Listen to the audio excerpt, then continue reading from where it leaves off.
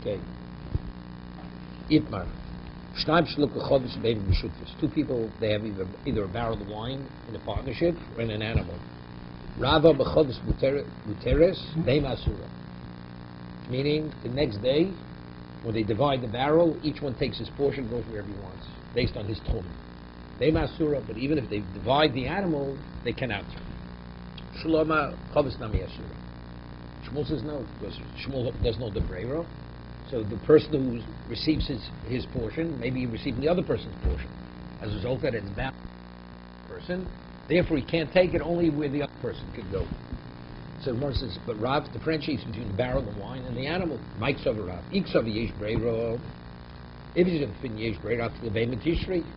So even if they divide it, he could take his portion, his share of the wine wherever his tum is. So why can't he take the animal wherever he is? Where? And if he doesn't hold the breiro, even if they divide the wine, he may have the other person's wine. Okay? Yes, he did this yesterday. Okay. Lo'olog sav yesh breiro. Rav holds yesh breiro. He says something interesting. Let's say we say breiro. Let's explain it. 100-gallon barrel. They're partners, that means each one has a right to 50. They said, we're 50-50. My portion is the portion I receive tomorrow. So when they divide tomorrow, what does that say? That initially, I'm receiving my 50%, which was always my 50%. When they buy it, we divide 50% this. Tell me which is my 50%. So when Yom Tif comes, his 50% already is locked. Correct? Let's say they buy an animal together. He says, my 50% is mine. When they buy it, 50% is yours. Erev Yom Tif. So, and they're going to divide tomorrow. So the tchum is set in whose possession that animal was when Yom Tif began. Correct? Now, tomorrow comes, the animal is slaughtered tomorrow. So, if the animal is slaughtered tomorrow, even though 50% was mine, 50% is yours, but the animal is one entity, so each part of the body nurtures the other part of the body. So therefore, even if I receive mine, but included with mine is part of yours. So if that's the case, even if you're breiro, still I'm bound to my partner's tchum. That's how Rav wants to differentiate between the wine and the animal. That's Yamke Adodi. Okay? They nourish from one another. You can't separate. Shani v'koyamkim tchum adodi. Omalei Rav Kana Ravasi the Rav. This a muktzah lochoshev. This a tchum choshev. So he says like this: the halacha is no lad is osir, right? Something which comes into being on Shabbos or Yom Tov. It's an egg is laid on Yom Tov. It's osir. It's no lad. It's muktzah. Every animal, when Yom Tov began, the animal was a certain mass. Tomorrow, it grows as much as an iota more. So that little iota is no lad. So she shouldn't be permitted to eat the animal, because the animal in its entirety is an addition to the animal.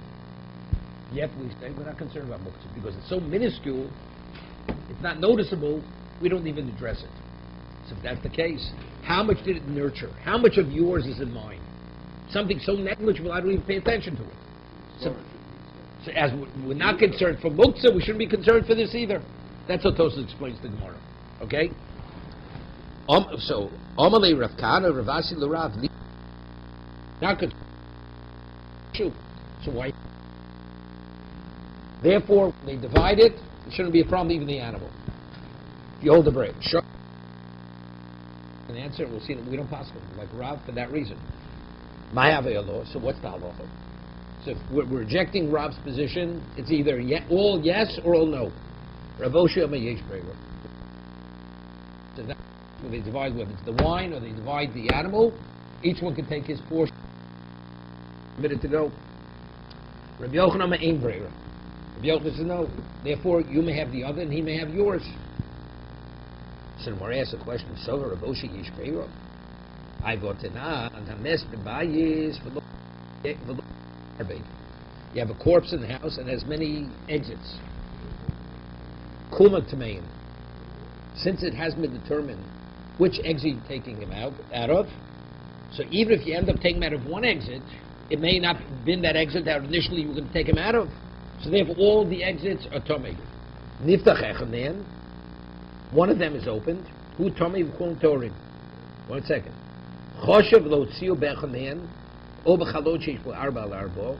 If he originally had in mind to take him out of one of the exits, or a window which is large enough that you can take the corpse through the window, matzal zakol apsochim kulan. They're okay, except that one. Beishamar omrim, so Beishamar, when is that? When it says, when he thought about it, u'shechoshev olav achlo yomo sames. I mean, before the mess died, he says, the mess is going through that exit. It's okay.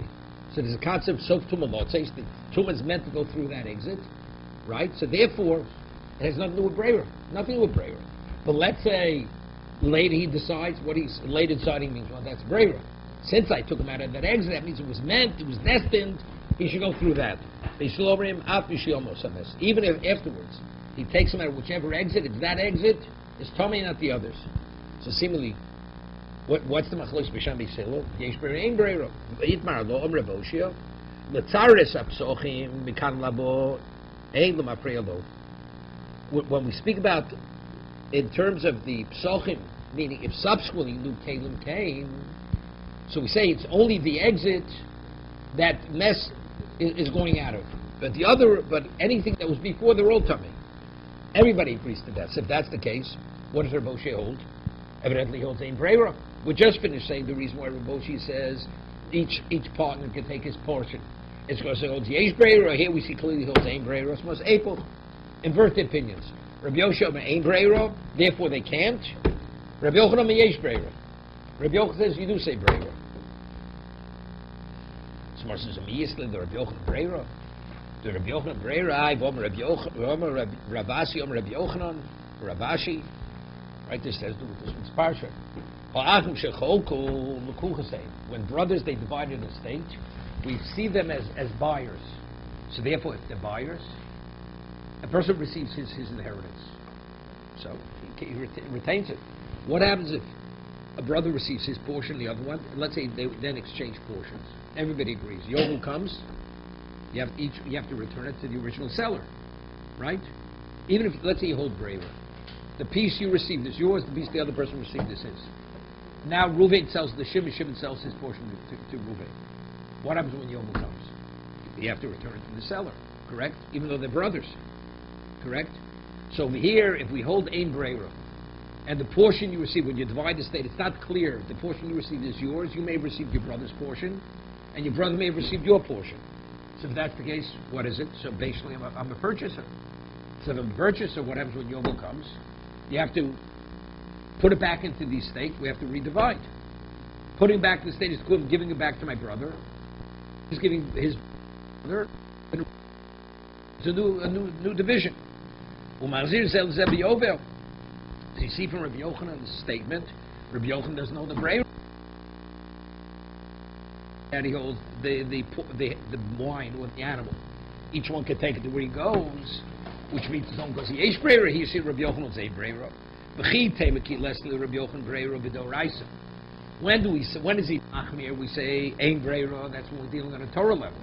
Av midrabanon, which we deal with Tchum is only this drabanon. Islay, he's more lenient. We rely on Breiro. Therefore, right? Versus the drabanon Islay. The mitzvah by Tchum, Rabbi Yochanan holds a Breiro.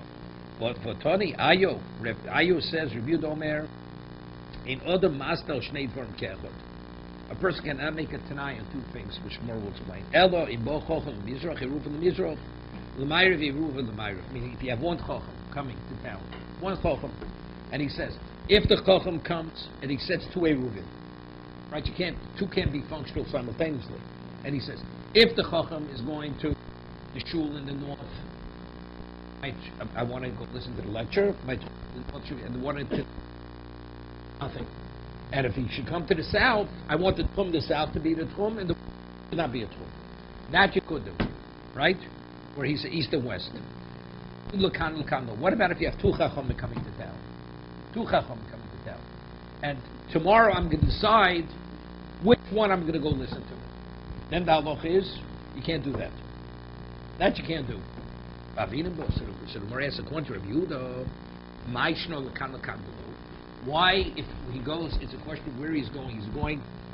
We have two chachomim. Tomorrow he will decide to which location, which chacham he wants to listen to. Doesn't work. Why? Because we say breira. Well, maybe I'll say what I decide tomorrow. That was meant to be today. We don't say that. So Mishra K'mayr Nami breira.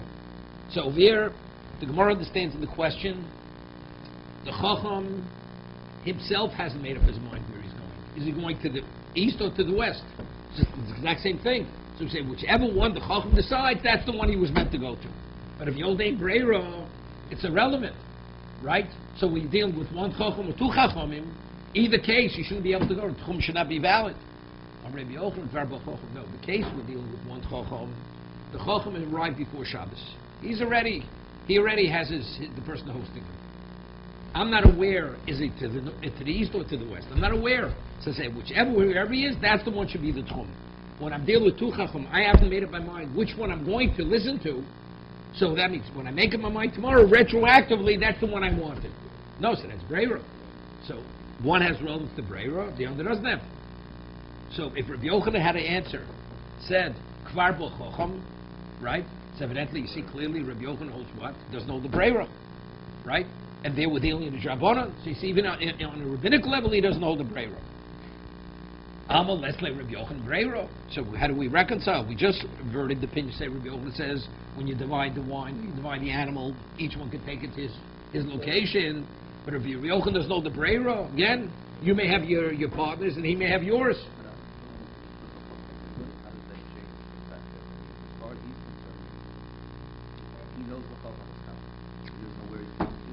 He doesn't know which one he came to. So it's not breira. Tomorrow will be revealed. It's not what happens tomorrow, that's what I meant. It's not what I meant. Yeah, if I would have known before. So I said, if A is A, let it be A. If it's B, it's B. No, then afterwards, I mean, whichever one he came to, that's the one he was destined to come to. That's destined. That means wherever he arrived, he was meant to go there from before.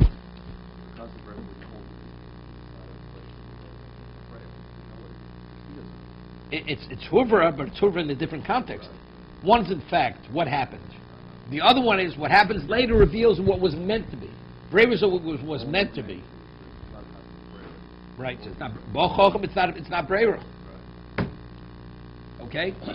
So we're back to square one. Reb Oshia, we clearly see he doesn't know the breira. What he says by tuma. Right.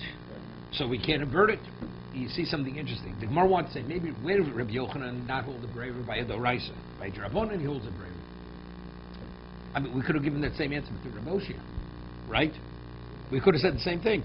Rabbi Oshia is talking about Tumah is doraisa, he doesn't hold the breira. But Tum, it's Drabonon. And that's factual, that's the way the Gemara is going to conclude. And we'll get back to my question. El olam lo tefel. Don't invert the opinions. Meaning, Rabbi Yochanan holds that the partners, when they divide the wine or divide the animal, they cannot take it where they want to. Because Rabbi Yochanan, we see clearly, does no breira even on a rabbinic level. But Chilesli, Rabbi Oshia breira b'doraisa. When I'm dealing with tum, which is doraisa, that's where he doesn't know the breira. Drabonon is slave. Finished. On a rabbinic level, he holds. So what do we say it immediately? The answer is very posh. If you read the Gemara as it reads, the Gemara had a question. Rabbi Oshia says, you cannot. You can. Rabbi Yochanan says you cannot. That's how it started. So we say, how? Because that means Rabbi Oshia must hold breira. Rabbi Oshia says by Tuma, he doesn't hold breira, right? So they say, you know something? We'll invert the opinions. Because right now, we don't have to yet go to say it's rabbinical. Maybe Rabbi Yochanan holds even by Doraisa or breira. Nothing's forcing us to differentiate between Drabonon and Doraisa. Therefore, we say Rabbi Yochanan's breira. So how can we say Rabbi Yochanan's breira? At this point, we're not differentiating Doraisa and Drabonon. He says by Achim Shecholku that they're considered purchases. So you see, he doesn't hold the breira. No. It starts Drabonon, but again, I know, but originally the Gemara is not forced to differentiate. If we could say whatever you hold by one, you hold by the other. So I'll say Rabbi Yochanan holds a breira. Finished. The Gemara says, you know something, Rabbi Oshia clearly doesn't say hold a breira. No, he says by Tumi he doesn't. But that's where we started. As a result of that, the Gemara says, you know something? So we'll say very simple. Rabbi Yochanan holds the Breira, Rabbi Oshia doesn't hold the Breira. Invert the opinions. So we said, but we don't know yet. There's no reason to differentiate between the Rais and Rabbana at this point. I have no reason. The Gemara says, how could you say Rabbi Yochanan doesn't hold the Breira? We Achim Shecholku, we see he doesn't hold the Breira. So you know something? Now ready. So you know something? We have to reconcile. So maybe we'll say there's a difference in Drabbana and Doraisa. Yerusha is Doraisa, that's where he doesn't hold the Breira. But Tchum is rabbinical. To be more lenient, he does hold the Breira, because it's rabbinical. On that, but you can't say that, because Rabbi Yochanan himself says, even by Tchumin, he doesn't hold the Breira, so it's across the board, the Rais Drabbana. So we say, well, we want to say recently Rabbi Yochanan, we'll say Rabbi Oshia. Where does Rabbi Oshia say you don't say Breira? That's by Tumah, by Doraisa. But by Tchumin, we're divided, the partner's divided, the one with the animal, we will say Breira. Okay, that's what we paskin. We rule that by Drabbana we hold the Breira, by Doraisa we don't hold the Breira. Okay? We'll see. Listen to the story here. Dorish Mar Zutra. Halochik Rabbi Oshia. We rule like Rabbi Oshia. Mar Zutra, that means, what do you mean you hold like Rabbi Oshia? Meaning, so Achen Shecholku is Lukucha saying. That's like Rabbi Yochanan said. But that's by Adorais. But Rabbanan, we hold the Breira. Okay? Omar Shmuel.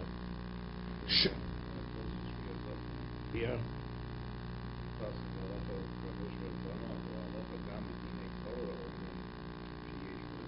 Okay. The Ran over here, Paschal's Mefurish, says the halacha is like what Bar Zutra says. Yerusha is Doraisa, that's where I say, I don't say Breira, like Rabbi Yochanan says. Achim Shehol Kul Kul Chasein. But Tchum is Drabbana, I'm just saying, so must be a Machlok Rishona. Okay? Okay. Omar Shmuel, Shor Shal Patum. You have a man, see, this is going to be difficult. A shor is a person, he actually fattens oxen for selling. So his clientele, it's not limited to one community.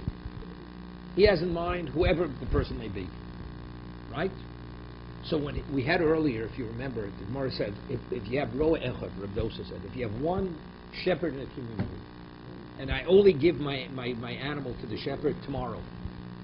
So we said the shepherd could take that wherever he wants to take it. Why? If you have two shepherds, so unless he gave it over to the shepherd before Yom Tiv, it's locked into the tchum of the one who owns the animal. But if you have one shepherd, what's in his mind? He knows tomorrow he's giving it to the shepherd. He just hasn't yet given it to him. So his mindset is, it should not be by me, it should be by the shepherd. So therefore, right, that's what Rabbi Oshia, therefore it's the tchum of the shepherd. A shor shel patum. This man, he fattens oxen or calves for selling. Whoever the buyer may be. Right? Whoever the buyer may be. Areu karagel kolodim. It's like whoever buys it. Whoever will buy it, so we're talking, this is Breira. Right? This is Breira. Because does he know who's going to buy it? It could be one of 10,000 people may buy it. But whoever buys it, that animal is locked into his tchum, not the tchum of the one who fattened the calf. So that's clearly Breira, right? So before by the roa we had before, at least he knew who the shepherd is. Here he doesn't even know who's going to buy it. Yeah, it's on Yom Tov, the transaction. It's like before, you sell on credit. Person comes, he buys it, we'll straighten out the finances after Yom Tov. Now, an ox, this is sold, the shepherds used to sell sheep too, or oxen. But he only sold it in the locale, only to the community. He wasn't a regional seller. He was only a communal seller. Harehu karagli osiyu. And it's limited. Any purchaser in that city, right? Because he had in mind, that was his mindset. Anybody in the city.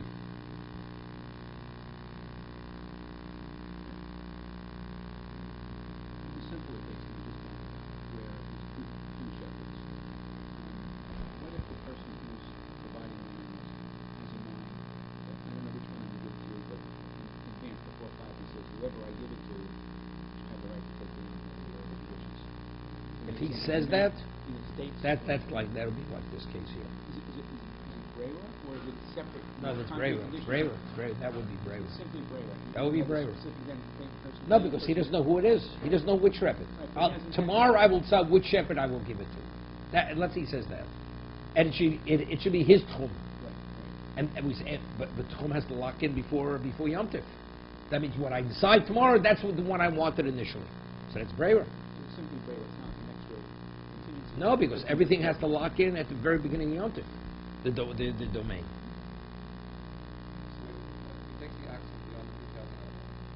No, it's whoever buys it, it's based on wherever he could go. Where he could go, he could take the ox. No, but if the original guy takes it, the guy who's back takes it. No, he can't, because he doesn't know what's going to happen tomorrow. Right? The one who buys it, his tchum may be going in another direction where he can't go there. So that means he can't take the ox unless he decides not to sell it. Right? He can say, I'm not selling it. He doesn't sell it, then he can take it wherever he wants it. But if he knows he's going to sell it, Can't take it out of no, he can't take it out of the city. the city. Can't, because we said earlier, if a person exhausted his direction in one direction, you can't take 1 inch. It's all locked into the city. Right? Are you okay with that? Okay, we're all locked in. Okay. Okay. The Yom Tov Karage, excuse me, earlier, yeah. Hashol Kli Mechaver Me'erev Yom Tov. Person borrows a vessel from before Yom Tov, it's Karagle Hashoel. It's the tchum of the borrower. This is Pshita. It's understood, right? The guy says he's a borrower. It factually, it's going to be, it's his domain for Yom Tov. Calls him up, he says, tomorrow morning I want to borrow something. And says, more than welcome to borrow it. So the lender already had in mind that this item is going to be used by this borrower. So even though he didn't yet take possession, it's similar to the case with the roeh. Although he'd give it over, you may think that since he didn't take possession, right? Now it's if the Mishnah already said roeh, right? If the Mishnah already says roeh, and we said, and what's the chiddush of roeh? That even though the roeh didn't take possession, so what's the Mishnah adding? Right? He's adding the case of kli. Right? It's the same thing. So it's very good. The Gemara said earlier, our Mishnah says he was going to give over the sheep either to a son or to a shepherd. So therefore the Mishnah speaking, we have two people. So the Mishnah didn't yet say that it doesn't have to be in the person's domain. We have to do it. So when's the first time the Mishnah is mentioning that where you know whose domain it's going to be, and that's the equivalent of the person taking possession, the first mention of that is by the kli, borrowing the vessel. Right? The Gemara before wanted the friendship between one shepherd or two shepherds. It said, our Mishnah is speaking about two shepherds. Reb Dosa is speaking about one shepherd. So therefore, and what does it mean? If there's one shepherd, the shepherd does not have to take possession before, but because the owner of the sheep had in mind to give it to that one shepherd, it locks into the shepherd's home. Right? But if you have two, since he hasn't made up his mind, he'll say, it'll be by me till I decide. He wants it to be by himself, in his domain. So therefore, when he gives it tomorrow, it's locked into the owner's tchum, not the son or. And he says, and what's the proof we're speaking about to our Mishnah? Because it's beno o roeh, right? His son or a shepherd. So you see, we're talking about two people. So the Mishnah yet hasn't revealed the difference between. You can learn the case in the Mishnah. Beno o roeh means either his son or a shepherd, one or the other. But where do we see the Mishnah hasn't yet presented a case, the equivalent case of one shepherd? The case with equivalent of one shepherd is the case of lending a vessel. That is the equivalent of that. Where the man, he already agreed to lend it to him before Yom Tov. The borrower is first picking it up tomorrow morning. And whose domain is that locked into? It's locked into the domain of the borrower, although he didn't take possession till the morning. Okay, so it's good. You know what I'm saying? Push. Besides Rabbi Yochanan, this supports Rabbi Yochanan. Shokli mechaver me'erev Yom Tov. Rabbi Yochanan says a person who borrows a vessel before Yom Tov, api shlo noslo, ela b'Yom Tov, although the borrower did not take possession till the morning, Ariel correctly is showing. It's locked in to the tchum of the borrower, right? See, we're proving it from the Mishnah. Of course, the say he took possession before Yom Tov, the Gemara says Pshita. So this, the case of the Mishnah supports Rabbi Yochanan.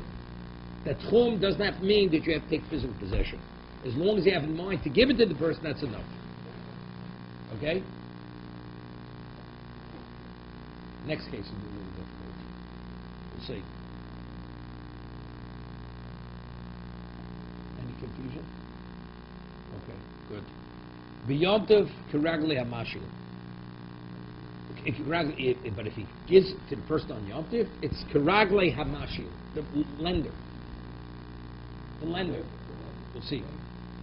If he showed, not showed. Right. The man didn't say before, I'll pick it up tomorrow. He's borrowing Yom Tov. Not only he's the owner, he meant to have it by him. Yeah. So it's Pshita. Now, so of course it says. Why? Somebody comes to me in the morning and says, I'd like to borrow. So it's understood it's karagle, it's the tchum of the owner, right? Lo tzricha. Listen to this story. The Rogel V'Sholmine. This man, every mitzvah and Donnerstag, he's coming to borrow something. Many years ago, there was somebody in Baltimore. The old neighbor, he says, you could be in Baltimore and married, you don't need a car. You don't need a car. Everybody had a car. You needed a car. So, he said, no, you don't need a car. Why did he need a car? Because he was such a moocher. Every day he was borrowing somebody else's car. And this guy didn't even put gas in the car. Well, that gas was only 27 cents a gallon, so it wasn't the end of the world. Right? So you don't need a car. This guy is Rogel V'Shoyel. Every day he's coming to borrow something else. Okay? So he'd say, Mal the same, even though he didn't yet ask to borrow, but since the lender knows he's coming down the pike, right? So it's already he has in mind, it's by him. Kamash Malon. So what do we say? So why do we say that? Still, it's Karagle Masha. Neimarama Dilma Bishkachinish Achrina was Vishomina. Hear this? Because the guy he hopes he doesn't come. You know what I mean? So therefore, if a person asks to borrow, he says, I'll lend it to you. So he already has in mind he's coming tomorrow. But here, the person is accustomed to borrowing. He says, hopefully he'll find somebody else to borrow from. So as a result of that, it's locked into the reshus of the owner. Push it. People won't change. You have every type of person in every community. No, it makes no difference. Click could be even a garment. It could be a garment. Yeah. No. You're allowed to lend anything you lend, as long as it's not muktzah. You can lend it. It's not a problem. If the guy goes too far to bring it,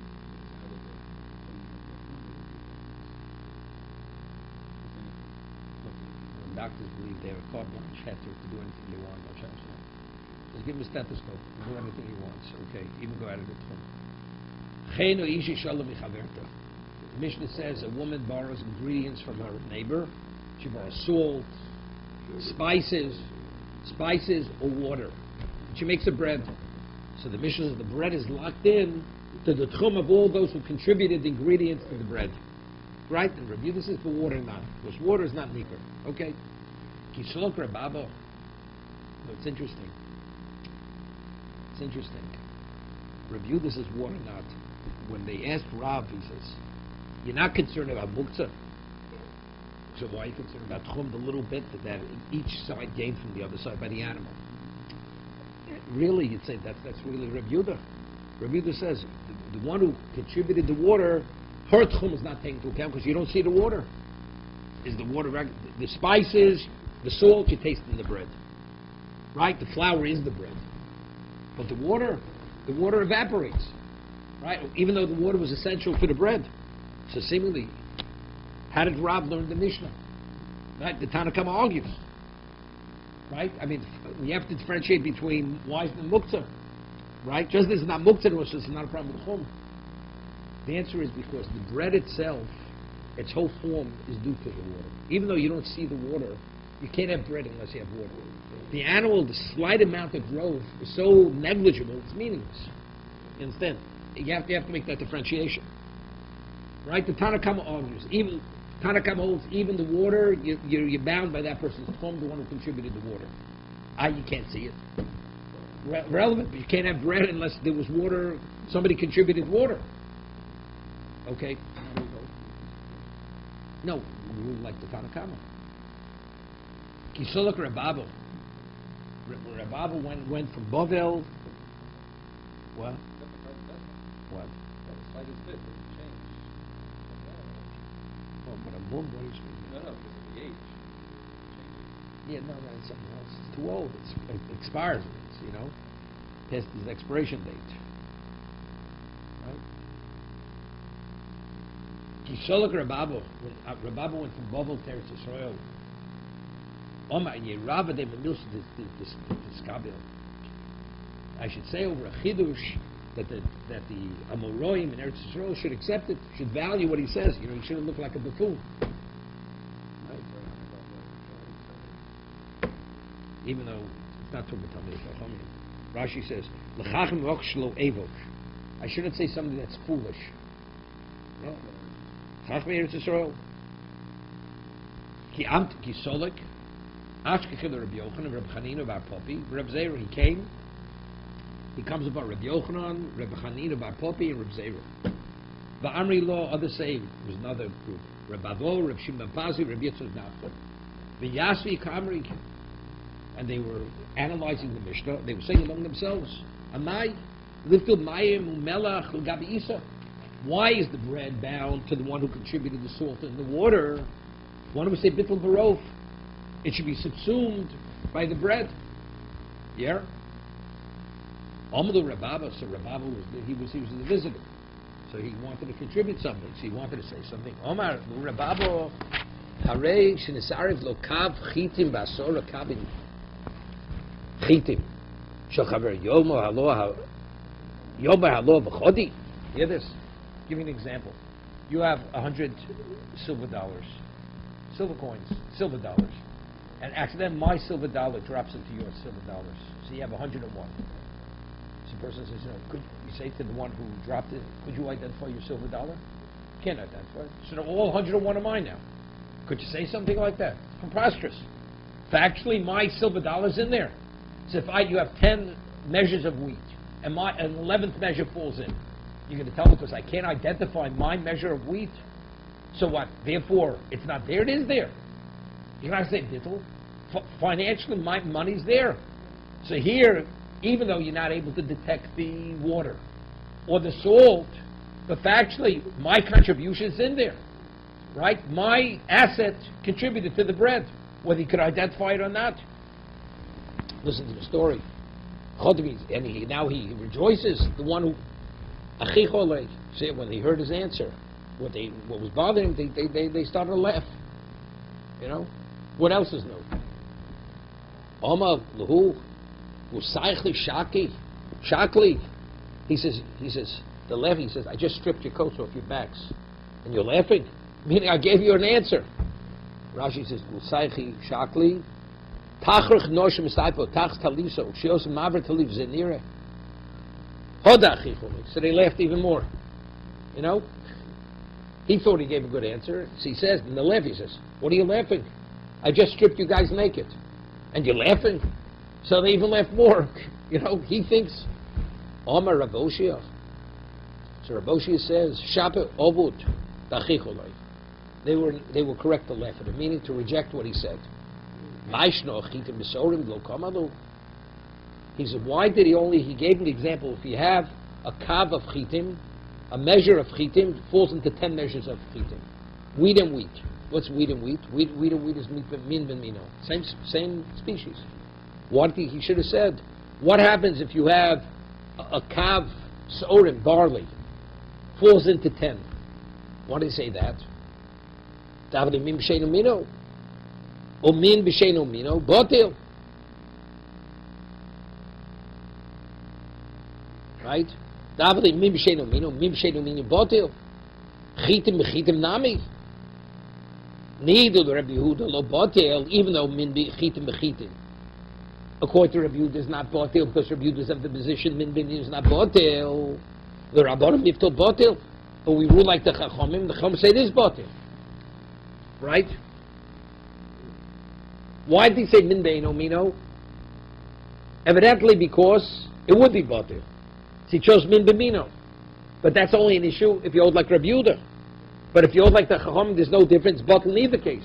So what are you answering? You're answering something which is not according to the halacha. Our question is still a question. You following? Howard, I have to explain it. You have it? Did you go over this before? Okay. There's a machlokas in a number of locations.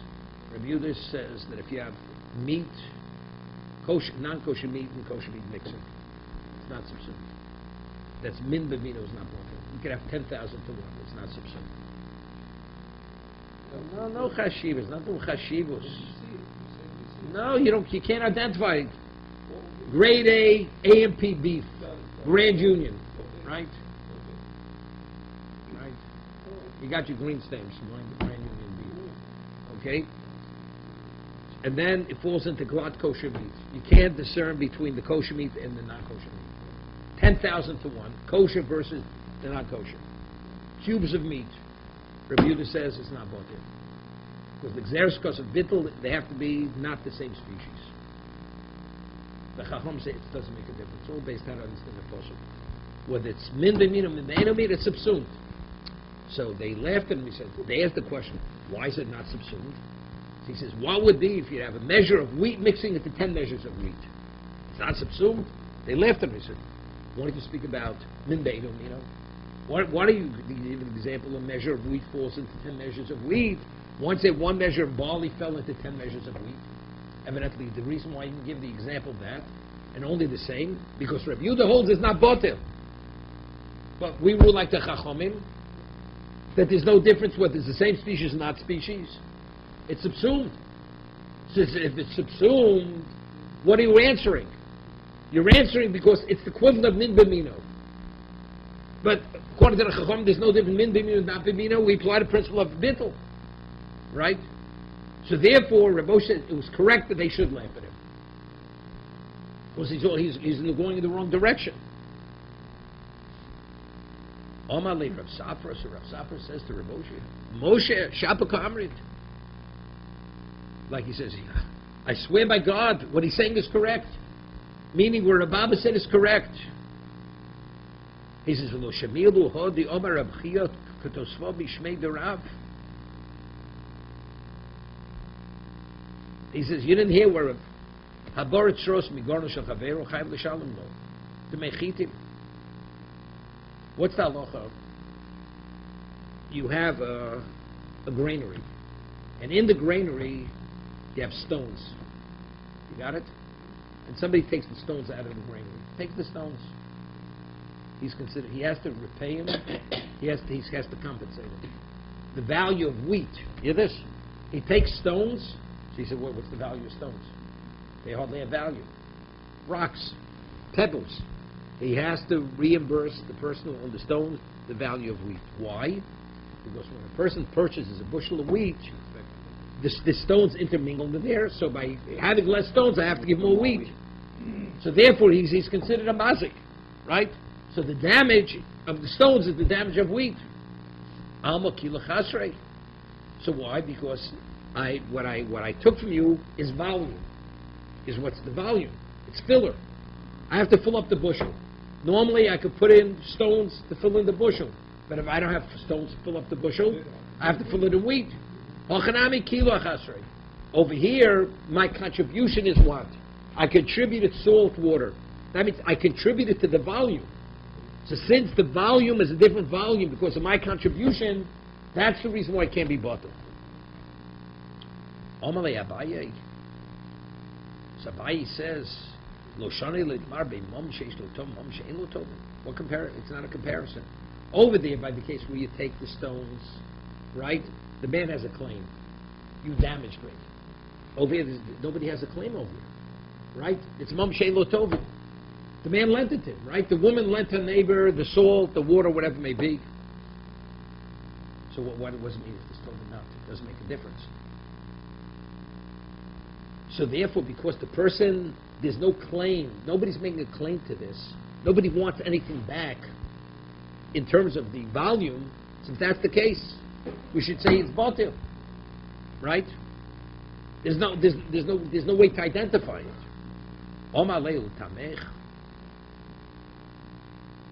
He says, according to your Hodium Rav Chizda, the Nevela B'Tel B'Shchuta. Now, the Gemara says that even according to Rav Yehuda, this is what Rav Chizda say. It's a chiddush. Rav Yehuda says min minino is not poter. Correct? If it's the same species, not poter. So the example I gave was grade A non-kosher beef and grade A kosher beef mix. You can't discern between one and the other because it's the same min, same species. Rav Yehuda says not poter. Now what mixes into what? So Rav Chizda says even Rav Yehuda is in agreement. Nevela B'Tel B'Shchuta. Very interesting. What happens? I have 100 pieces of kosher meat, a piece of nevela, non-kosher meat falls in. Rav Chizda says even Rav Yehuda would agree that the nevela will be subsumed by the shchuta. It's the same min. He says no, it's not the same min. Why? Why is it not the same min? Now nevela, if you touch nevela, you carry nevela, what does it do? It contaminates. You contaminate it. What happens if the nevela becomes inedible? Inedible. It doesn't contaminate anything. It has to be royal lager. Right? So therefore, the nevela is able to assume the position of the shchuta. Just that shchuta doesn't contaminate, right? Right? So he says the nevela is betela b'shchuta. The nevela could be bottled in shchuta. V'shiyef shel shchuta shteyos in nevela. Shchuta ain't in nevela betela b'nevela. V'shiyef shel nevela shtas shchuta. We always look at what's subsuming what. We look at the majority. If the majority could assume the status of the minority, then we apply the principle of shchuta, of bittul. But if the majority cannot assume the status of the minority, so let's read the vela betela b'shchuta. The vela falls into shchuta, it's batel even according to Rav Yehuda. Why? V'she'ef shel shchuta shteyos in the vela. What's subsuming the other cannot contaminate. Once it's kosher meat doesn't contaminate the vela. Right? However, shchuta in the betela b'nevela. Let's say you have a piece of shchuta falls into the vela, and you touch one of the pieces of meat. You're only telling me to be suffolk. If it would be subsumed, you tell me you contaminate mivada, because it's subsumed. But over here we're saying that the vela doesn't subsume the shchuta. Why? Because the vela could be the shchuta, right? The vela ain't a betela b'nevela shchuta. Tishe'ef shel nevela shteyos shchuta. Because the nevela and shchuta, they have something in common. If what's subsuming cannot be what it's trying to subsume, we look at it two species. But if it can become what's subsumed can assume the same status as the nevela, not to contaminate, then it will not subsume it.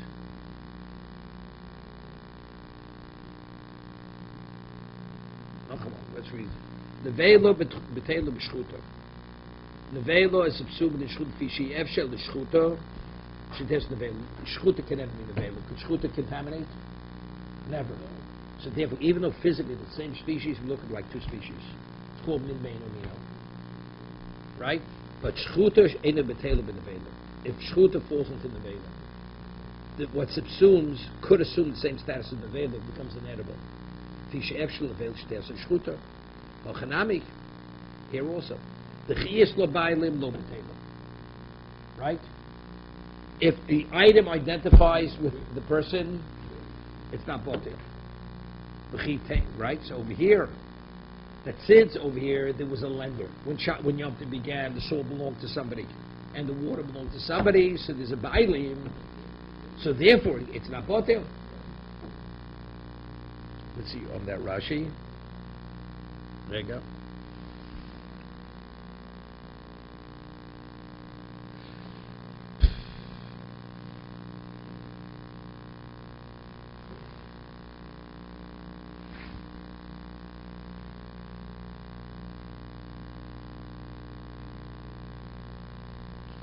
Ochanami, the havul of bailum no betelu.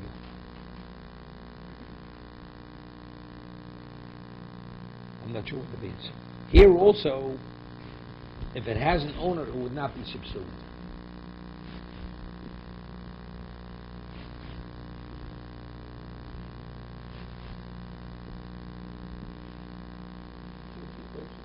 No, which means the concept is everybody agrees that if my money, my assets in there, it's not subsumed. So over here, even though I lent it to you, but let's say I wouldn't have released my rights to it. Let's say we're partners. Let's say we're partners. It's not I'm lending to you. When I contribute the salt, I have a share in your bread. Everybody agrees. Definitely. The bread is locked into the tchum of whoever contributed the ingredients. So over here, theoretically, if there would be an owner, you couldn't take it when you want. So if that's the case, that's why it's not subsumed. We're saying the same thing. Since over here, if it cannot assume the status, we see it as two separate meanings. But if it could, we don't. So we're saying the same thing over here. As long as theoretically it be in a position where it will not be subsumed, then it cannot subsume it. That's what the Gemara is saying.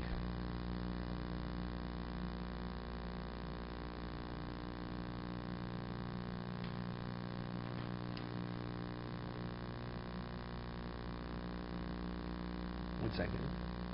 So Tosas explains it. Rashi is difficult. Hochanam Chisle Bayim Lo Botil. Pirush Rashi Levadi Botil. Vim Tomavo Rav Safro. Yeah, Pirush Rashi, but it's Botil.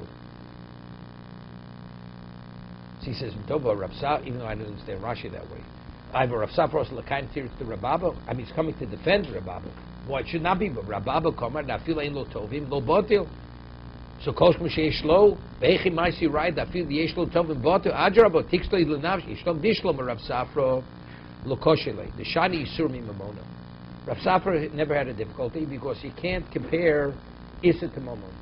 Avagadesh Lo Tovim, Bochem Mairi, Issa Nevel Shenzar Bishchuto, Mekarbot, Avagav Sheish Lo Tovim. Even though one has an owner, what do we see? It's subsumed. Rav Safra Maisi Hochi, Alma Midid Shape Bittel, Yesh Lo Tovim. Ein Lo Klau Lo Mahov Yeshem Baidem Olaveno Botel. We don't say that. Hear the case. Beautiful case. If I have shchuta falling into the vela, so we say because the nevela could be the same as the shchuta, it doesn't subsume. But if I have shchuta and the nevela can never be the shchuta. But what do you mean? But it has an owner. So you say it's irrelevant that it has an owner. We're looking at the laws of what? Tumah, or are you permitted to eat it? You see, it's not clear. It makes no difference whether somebody has a claim or somebody doesn't have a claim. Right? Rabbi says, don't you differentiate whether somebody has a claim or not? Here, nobody has a claim. The person lent it to him. But you see clearly that apply the principle of bittul or not, it's unrelated to whether you have a claim. The mamona, since factually, what is tchum dependent upon? Whose money was it when Yom Tov began? And it was the money belonging to who? To the lender. Even though today the lender lent it. But it doesn't make a difference. Okay,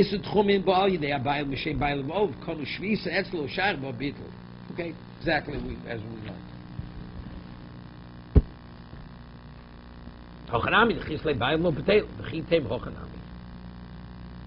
See, what are you saying? You're saying the law of Tchum is dependent because it had an owner.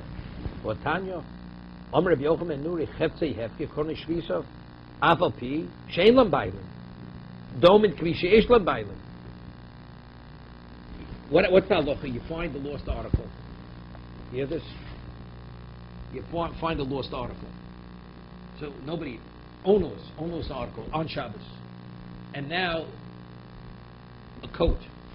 And I want to put it on, carry it, and could I go beyond, and I made it home to take it beyond the 2,000 amma radius of where the article was found. According to Rabbi Yochanan, you can't take it beyond the 2,000 ammas. Because even though it's chetzei hefker, it's ownerless, it's locked in to the radius of the location of the article. Not a shliach. No, it's hefker. The person was miyayish. The original owner lost it 3 weeks before I find it. No, but Tchum is determined when Erev Shabbos begins. When Erev Shabbos begins. By who? By everybody. But that, if it's over, is it overless before Shabbos? Only before Shabbos. So that it doesn't have a tchum. So Rabbi Yochanan says it does have a tchum. So, Tchum, Rabbi Yochanan's position is not dependent on ownership.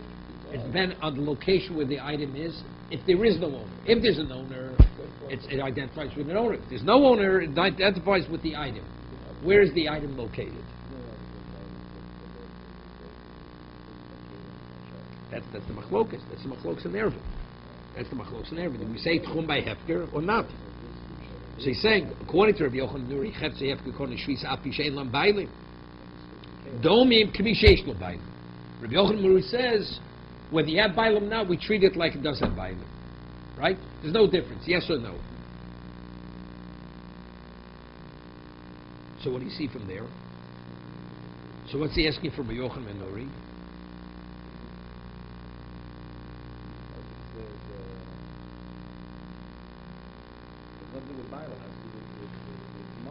No, but according to Tosas, that... No, I understand that. The way Tosas learned, when the Gemara said, brought the Nevela and Shchuta, from there he brought a proof, it's unrelated to the owner, owning it now, but because it's your money determines the location, right? So what he asked me from Yochanan Nuri? So good, Rabbi Yochanan says even better. That even if it has no owner, so if it definitely had an owner, definitely. Right?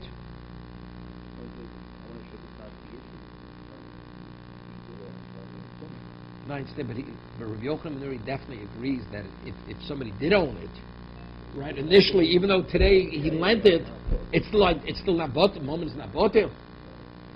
So what is he asking from Rabbi Yochanan Nuri? Rabbi Yochanan says even better than that. Not only that, as an owner, even if it doesn't have an owner. So it's still momo, right? It's still momoli. Api shein lebailin, domak yushesh lebar. Omalei mikot medamis, yisur mamona, yisur botel, mamona lo botel. He's saying the same thing. And what he's asking a question, but that's exactly what we're saying. Okay, we'll leave this here today. We'll continue.